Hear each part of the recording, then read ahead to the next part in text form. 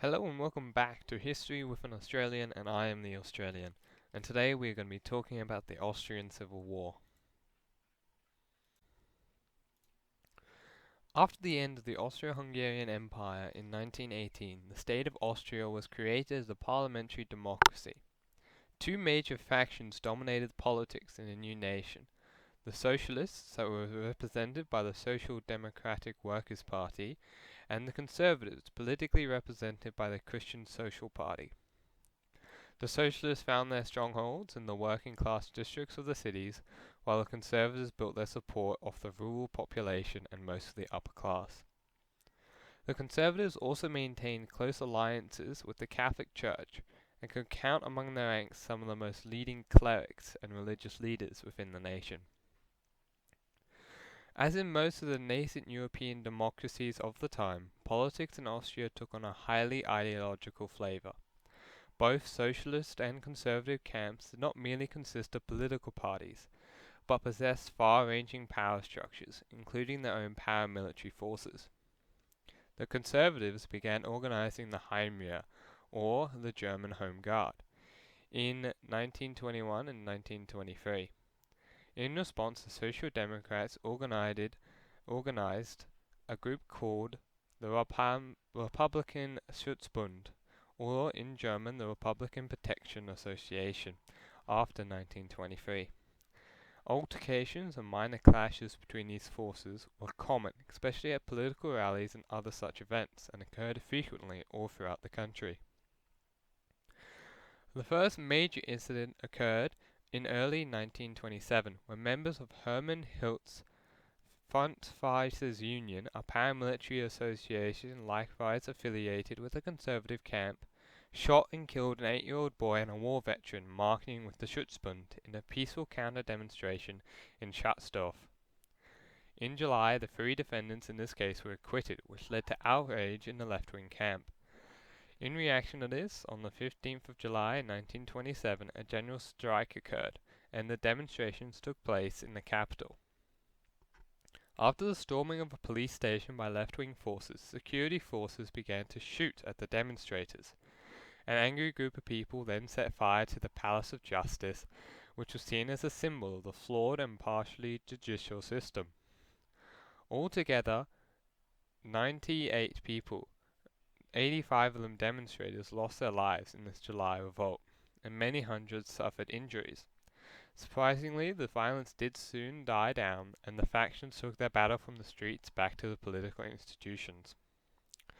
However, the trials and tribulations of the First Republic would only get worse in the following years. The Great Depression also showed its effects in Austria, resulting in high employment and massive inflation. In addition, from 1930, the year Adolf Hitler came to become Chancellor of Germany, National Socialist sympathizers threatened the Austrian state from within. The actual conflict that would become to be known as the Austrian Civil War began on the 4th of March 1933, when the Christian Social Chancellor Albrecht Dollfuss suspended the Austrian Parliament in a close vote on rail workers' wages in the National Council. Each of the 3 presidents of the Parliament resigned their positions in order to cast a ballot, leaving nobody to preside over the meeting. Even though the bylaws could have resolved this situation, Dollfuss used this opportunity to declare that the Parliament had ceased to function, and blocked all attempts to reconvene it, also threatening to use military force against the parliamentarians, should they try to reconvene. The Social Democratic Party thus lost its major platform for political action, and the Conservatives, facing pressure and violence not only from the left but also from Nazis infiltrating from Germany, could now rule by decree on the basis of the 1817 emergency law, without checks on their powers, and began to suspend civil liberties. They banned the Schutzbund and imprisoned many of its members. On the 12th of February 1934, a force led by Heimwehr commander in Vienna, Ilman Frey, searched the Hotel Schiff in Linz, a property belonging to the Social Democratic Party. The Linz Schutzbund commander, Richard Bernax, was first to actively resist, sparking off armed conflict between the congregation of the Heimwehr, the police, the Gendarmerie, and the Federal Army against the outlawed but still existent Socialist Schutzbund. Skirmishes between the two camps spread to other cities and towns in Austria, with the heat of the action occurring in Vienna. There, members of the Schutzbund barricaded themselves in the city council housing estates, the symbols and strongholds for the socialist movement in Austria, such as the Karl-Marx-Hof. Police and paramilitaries took up positions outside these fortified complexes, and the parties exchanged fire, initially only small arms fire. Fighting also occurred in industrial times such as Steinach, Poland, Wies at Graz, Kaffenberg, and Breck an der Mur, Graz, Imsi, and Wogel. The decisive moment in these events came with the entry of the Austrian armed forces into the conflict, onto the side of the Heimwehr and the government.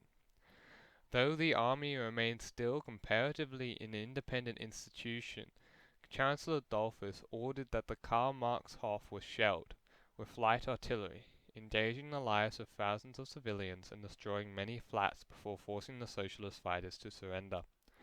The fighting ended in Vienna and Upper Austria by the 13th of February, but continued heavily in the Styrian cities, especially in Breck an der Mur and Judenburg, until the 14th or 15th of February. After that, there were only small groups of socialists fighting against the armed forces or fleeing from them. By the 16th of February 1934, the Austrian Civil War had ended. The fallout from this event would be quite large, as several hundred people, including paramilitary members of the security forces and civilians, died in the armed conflict, with more than several thousand wounded. Authorities tried and executed 9 Schutzbund's leaders under the provisions of martial law. In addition, over 1,500 arrests were made.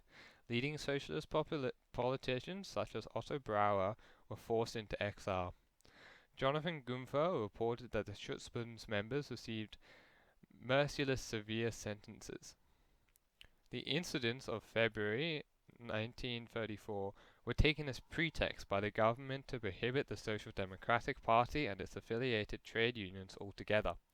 In May, the Conservatives replaced the democratic constitution by a corporatist constitution, modeled along the lines of Benito Mussolini's fascist Italy. Therefore, the socialists coined the term Austrofascism.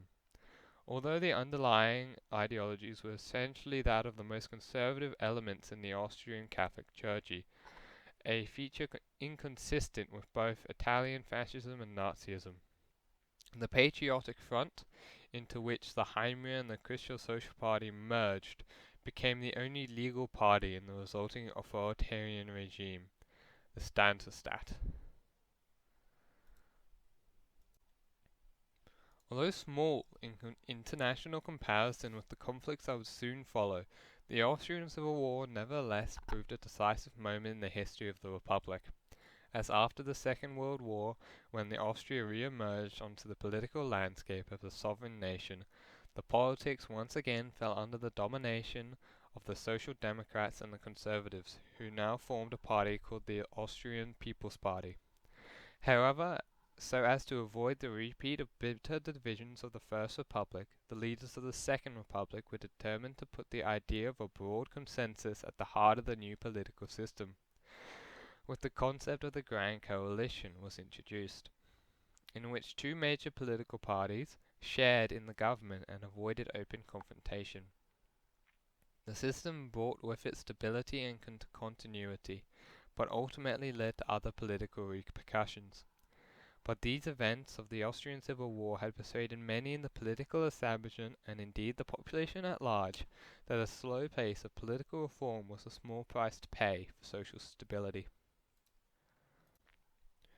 I hope you enjoyed that video. It was my 3rd one, and I believe I'm getting better at this. If you have any topic recommendations, I would be happy to look at them in the comments below. Thank you all for watching. I hope you enjoyed.